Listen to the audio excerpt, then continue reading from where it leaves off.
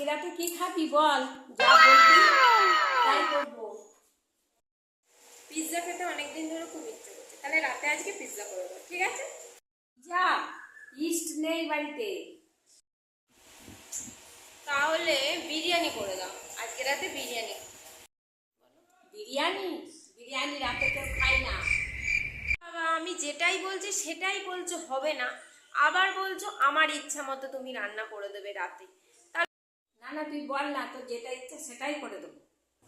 দাও, বাড়িতে ম্যাগিও আছে, ঠিক আছে রাতে তাহলে ম্যাগি খাও। না না, ম্যাগি ট্যাগি কেউ খায় না এই রাতে, অন্য কিছু বল, করে দেবো। কেউ হবে না?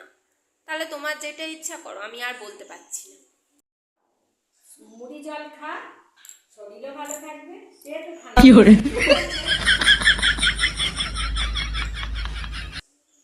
যদি মুড়ি জলই খাওয়ানো ছিল তাহলে এত কিছু জিজ্ঞেসই বা করলে কেন মা?